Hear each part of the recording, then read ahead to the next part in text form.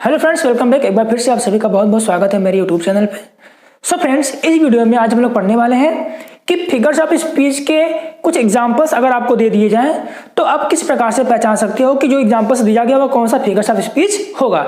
रही बात figures of speech की, तो इसके बारे में हमने पिछले वीडियो में डिस्कस किया है। इसके डेफिनेशन के साथ कुछ एग्जांपल्स भी वहां आपको दिए गए थे और मैंने आपको बड़ी अच्छे तरीके से समझाने की कोशिश किया है।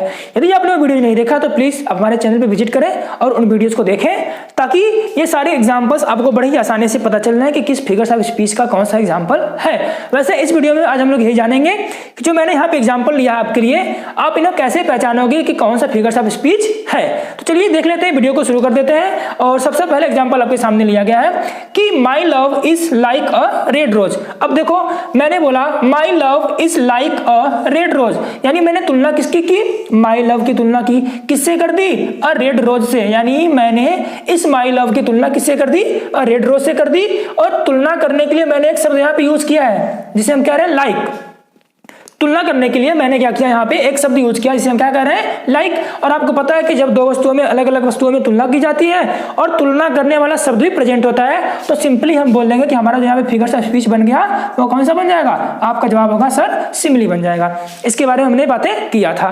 नेक्स्ट एग्जाम्पल देखते हैं। कह रहे कि life is but a walking shadow. जो जीवन है वो क्या है? एक वॉकिंग शैडो, यानी एक ऐसी परछाई जो क्या होती जाती है? वॉक करती जाती है, यानी कि बदलती रहती है, चलती रहती है। जीवन की तुलना हमने किससे कर दी? इस लाइफ की तुलना हमने कर दी इस वॉकिंग शैडो से। अब देखो, तुलना तो हमने कर दिया, लेकिन क्या यहाँ पे तुलना करने वाला कोई शब्द आया? तो आप देखोगे इसमें तुलना करने के लिए कोई भी शब्द नहीं आया है। तो मैंने फिर आपको बताया था कि अगर दो वस्तुओं में तुलना की जाती है और तुलना करने वाला शब्द नहीं आता है तो हम उसे क्या बोलते हैं? आप बोलोगे उसे बोलते हैं मेटाफर। क्या बोलेंगे? मेटाफर। ओके, दोनों में डिफरेंस क्या था? इसमें तुलना की गई थी और यहाँ पे एक वर्ड आया था लाइक। ऐसे ही सो एज आ सकता है, एज आ सकता है, सच एज आ सकता है, जिनके बारे में हमने पिछले वीडियो में डिस्कस कर लिया था। तीसरा एग्जांपल देखते हैं। He has a heart of stone. कह रहा कि he has a heart of stone. अभी मैंने क्या कर दिया? उसके हार्ट की तुलना कर दी किससे? स्टोन से। कह रहा कि he has a heart of stone. उसका हृदय किसका बना हुआ है? पत्थर का। उसके हृदय की मैंने तुलना कर दी स्टोन से। अब बताओ, क्या इसमें तुलना करने वाला कोई शब्द आया है? आपका जवाब होगा नहीं सर, इसमें कोई भी तुलना करने वाला शब्द नहीं आया है। तो जैसे ही शब्द नहीं आया और तुलना की गई है, तुरंत हमारा जवाब क्या बन जाएगा? कौन सा फिगर सबसे पीछे है? ये है मेटाफर। ओके, मैं उम्मीद करता हूं कि आपको ये चीज समझ में आ रही होंगी। हम इसके आगे की एक्सरसाइज को देखते हैं। कह रहा कि I am so thirsty that my throat is as dry as a bone. कह रहा कि आई एम सो थर्स्टी, मैं इतना ज्यादा प्यासा हूं, दैट की माई थ्रोट, जो मेरा गला है, is as dry as a bone. यानी कि इसमें मैंने अपने इस गले की तुलना की किससे? एक बोन से, एक हड्डी से। मैंने अपने इस गले की तुलना किससे कर दी? एक बोन से कर दी। अब यहाँ पे तुलना करने के लिए एक शब्द आ गया, एज और एज। तो सिंपली आपका जवाब क्या बनने वाला है? Simile figures of speech. Okay, तो इसमें हमारा जवाब क्या बन जाएगा? इसे मैं यहाँ पे लिख देता हूं आपके लिए। इसे लिखेंगे सिमिली, क्योंकि इसमें तुलना की गई थी और तुलना करने वाला शब्द भी हमारे सामने क्या था? प्रेजेंट था। सो वी कैन से कि हाँ, ये एग्जाम्पल किसका बन जाएगा? सिमिली का बन जाएगा। नेक्स्ट एग्जाम्पल देखते हैं। Death lays his icy hands even on kings. जो डेथ है, जो मृत्यु है, लेस का मतलब रखती है, हिज आइसी हैंड्स, अपने ठंडे हाथों को, बर्फ के समान ठंडे हाथों को, इवन ऑन किंग्स, यहाँ तक कि राजाओं के भी ऊपर। यानी कि जो मृत्यु होती है वो यहाँ तक कि क्या करती है? अपने ठंडे हाथों को राजाओं के भी ऊपर रखती है। अब देखो, डेथ को मैंने एक सजीव के रूप में ट्रीट कर दिया। डेथ तो मेरा क्या है? एक एब्स्ट्रैक्ट, एक आइडिया है। अब कह रहा हूं कि death lays his icy hands, death अपने ठंडे हाथों को रखती है। मैंने क्या कर दिया? यहाँ पे डेथ को एक लिविंग बीइंग्स की तरह ट्रीट किया। और मैंने आपको बताया है कि जब किसी निर्जीव वस्तु को सजीव की तरह आप समझते हैं या फिर किसी निर्जीव विचार को सजीव की तरह आप ट्रीट करते हैं, तो आप क्या बोलोगे? वहां पे कौन सा फिगर्स ऑफ स्पीच बनेगा? आपका जवाब होगा पर्सनिफिकेशन। क्या हो जाएगा? पर्सनिफिकेशन। ओके गाइस, चलिए आगे देखते हैं। ये बात आपको समझ में आई गई होगी। नेक्स्ट एग्जांपल कह रहा है, let not ambition mock their useful toil. Let not ambition, यानी जो महत्वाकांक्षी लोग हैं, एम्बिशन मतलब महत्वाकांक्षी। जो महत्वाकांक्षी लोग हैं उनको मजाक नहीं उड़ाना चाहिए। देयर यूजफुल टॉयल, हालांकि एक पोएट्री की लाइन है तो आपको इस लाइन से पूरी पोएट्री के बारे में तो समझ में नहीं आएगा, बट मैं आपको यह समझाने की कोशिश कर देता हूं कि ये क्या था। कह रहा है कि let not ambition mock their useful toil, यानी कि जो महत्वाकांक्षी लोग हैं उन्हें मजाक नहीं उड़ाना चाहिए। किन लोगों का? देयर यूजफुल टॉयल, जो गरीब लोग होते हैं जो परिश्रम करते हैं। टॉयल का मतलब परिश्रम करना, हार्ड वर्क करना। तो जो गरीब लोग परिश्रम करते हैं, लाभदायक जो उनका परिश्रम होता है, उसका मजाक महत्वाकांक्षी लोगों को उड़ाना नहीं चाहिए। अभी देखो यहाँ पे जो यूजफुल टॉयल है ना, गरीब लोगों का जो यूजफुल टॉयल है, मेहनती लोगों का, उसको हमने क्या कर दिया, एक लिविंग बीइंग की तरह ट्रीट कर दिया कि मजाक उनका नहीं उड़ाना चाहिए। किसका? यूजफुल टॉयल का। तो बताओ, मैंने एक अब्स्ट्रैक्ट को, एक भाव को क्या कर दिया, लिविंग बीइंग की तरह ट्रीट कर दिया। अब पूछूंगा बताओ फिगर्स ऑफ स्पीच कौन सा होगा? आपका जवाब तुरंत होना चाहिए कि सर बिल्कुल यहाँ पे कौन सा होने वाला है, पर्सनिफिकेशन, मानवीकरण। किसी भी एब्स्ट्रैक्ट आइडिया को आप क्या करिए, लिविंग बीइंग्स की तरह ट्रीट करिए, तो वह कौन सा बन जाएगा, पर्सनिफिकेशन, फिगर्स ऑफ स्पीच बन जाएगा। आपको सारी चीजें क्लियर होती जा रही होंगी। नेक्स्ट एग्जांपल कह रहा है, O grave where is the victory, यानी अब भी मैंने आपको बताया था कि जब कैसे भी किसी को आप एड्रेस कर दो, ओ ग्रेव, और ये जो चिन्ह है मार्क ऑफ एक्सक्लेमेशन का आपके सामने दिख जाए, आपका दिमाग तुरंत पहुंचना चाहिए कि हाँ ये जो फिगर्स ऑफ स्पीच बनने वाला है वो कौन सा बनने वाला है, एपस्ट्रॉफी। कौन सा बनने वाला है, एपस्ट्रॉफी।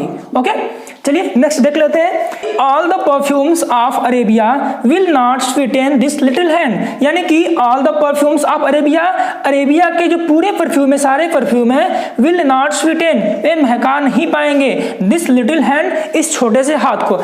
अब आप बताओ, अरेबिया के सारे परफ्यूम छोटे से हाथ को महका नहीं पाएंगे, बात कोई बहुत बड़ी नहीं थी, बल्कि उसको इस तरीके से बढ़ा चढ़ा के कह दिया गया है। ठीक है, तो हम समझ सकते हैं। अगर मैं पूछूं आपसे, बताओ इसमें कौन सा फिगर्स ऑफ स्पीच होगा, तो आप बोलोगे सर इसमें छोटी सी बात को बढ़ा चढ़ा के कहा गया है। डायरेक्ट आपका दिमाग कहां चला जाएगा,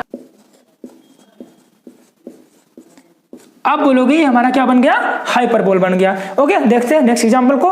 करें कि reverse of blood flowed in the battle, यानी कि खून की नदियां, रिवर्स ऑफ ब्लड यानी कि खून की नदियां, फ्लोड का मतलब बह गई, इन द बैटल मतलब युद्ध क्षेत्र में, यानी जब ज्यादा लोग मारे गए युद्ध के क्षेत्र में, बैटल में, तो यह कह दिया गया कि खून की नदियां बह गई। बात को बहुत ज्यादा बड़ा चढ़ा के कह दिया गया। इसमें भी हम तुरंत समझ जाएंगे कौन सा फिगर ऑफ स्पीच बन गया, हाइपरबोल बन गया। ओके गाइस, चलिए नेक्स्ट देखते हैं। करें कि this is an open secret, this is an open secret, कितनी अच्छी बात है। देखो ओपन भी कह रहा है, फिर कह रहा है सेक्रेट भी।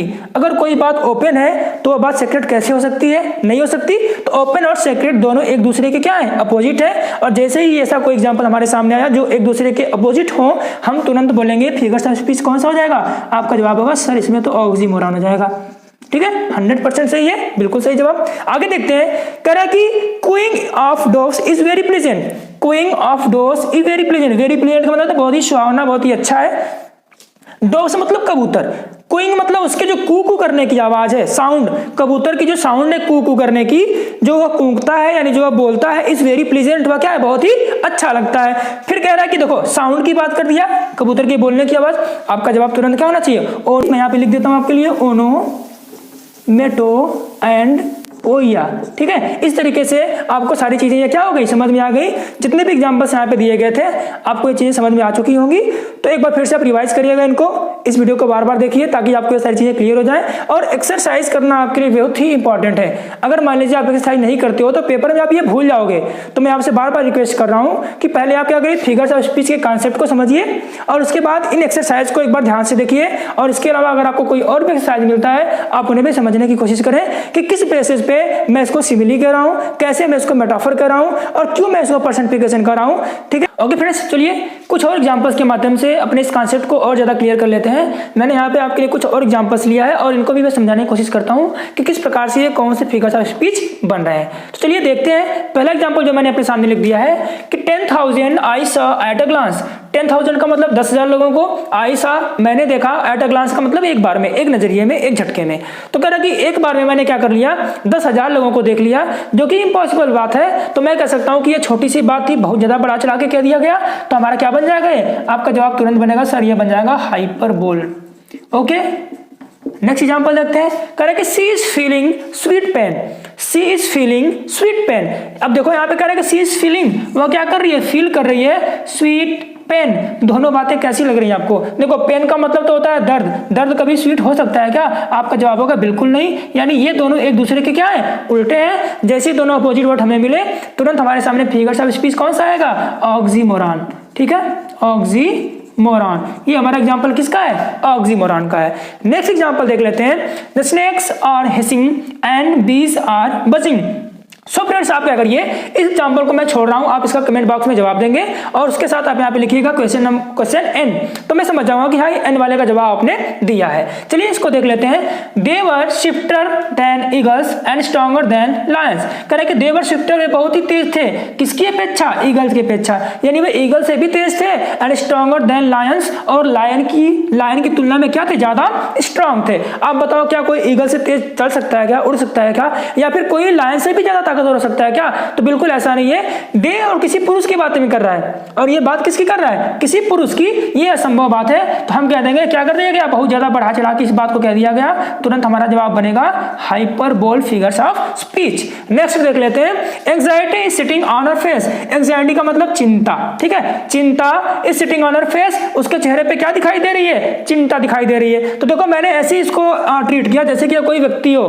सिटिंग मतलब बैठ रहा है, कैसे बैठ सकता है एंजाइटी? आप बोलोगे सर नहीं बैठ सकता। बैठने की बात हम करते हैं किसी व्यक्ति के लिए, किसी पर्सन के लिए, तो मैंने इसको लिविंग बीइंग की तरह ट्रीट किया। तो हमारा यहाँ पे जो बनने वाला है फिगर्स ऑफ स्पीच वो कौन सा हो जाएगा? आप बताएंगे सर ये बन जाएगा हमारा पर्सनिफिकेशन। क्या बन जाएगा? पर्सनिफिकेशन, यानी कि मानवीकरण। इस एंजाइटी को हमने क्या कर दिया? एक लिविंग बीइंग की तरह ट्रीट कर दिया। हमारा फिगर्स ऑफ स्पीच कौन सा बन जाएगा?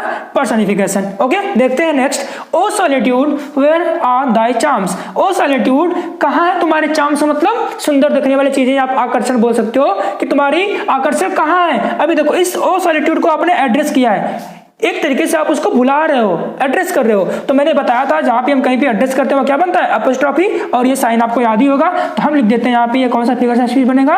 एपोस्ट्रॉफी। ओके गाइस, चलिए आगे देखते हैं। The क्लैंगिंग pots and pans अवोक the baby. The क्लैंगिंग pots का मतलब कि बर्तनों का बजना। क्लैंगिंग जो साउंड है जो बर्तन के बजने से आती है। द क्लैंगिंग पॉट्स कह रहा है कि बर्तनों का बजना एंड पैन्स और कढ़ाइयों का बजना अवोक द बेबी, बच्चे को क्या कर दिया? इसने जगा दिया। यानी यहाँ पे मैंने सिंपली एक साउंड की बात कर दी। आप तुरंत बताओगे सर ये कौन सा बन जाएगा? ओनोमेटोपोइया बन जाएगा। Onomatopoeia figures of speech बन जाएगा। ठीक है, नेक्स्ट देख लेते हैं। There is a friendly animosity between Hari and Shyam. देखो लिखा है कि there is a friendly animosity, friendly लिखा है और उसके बाद लिखा है एनिमोसिटी। फ्रेंडली का मतलब होता है मित्रवत, एनिमोसिटी का मतलब होता है बैर, जो आपका दुश्मन, जिससे आप दुश्मनी रखते हो। तो बताओ फ्रेंडली भी हो सकता है और बैर वाला भी हो सकता है? बिल्कुल नहीं हो सकता, दोनों एक दूसरे के क्या है? उल्टे हैं। तो आप बोलोगे कौन सा फिगर स्पीच बनेगा? आपका जवाब होगा सर इसमें तो ऑक्सीमोरॉन बनेगा। क्या बनेगा? ऑक्सीमोरॉन बनेगा। तो इस तरीके से हमने क्या किया कि कुछ फिगर्स ऑफ स्पीच के एग्जांपल्स को देख लिया। देखो मैंने सबके बारे में एक एक करके क्या कर दिया, आपको समझा दिया कि किस प्रकार से ये बना हुआ है, इसमें क्या आया था, तो कौन सा फिगर्स ऑफ स्पीच मैंने बताया है। और रही बात फिगर्स ऑफ स्पीच की डेफिनेशन की, तो पिछले वीडियो में मैंने इसके बारे में आपको बताया है। आप जाइए उस वीडियो को देखिए, विजिट करिए हमारे चैनल पे। अगर आपको वीडियो पसंद आता है तो वीडियो को लाइक करें। Thank you so much. जय हिंद।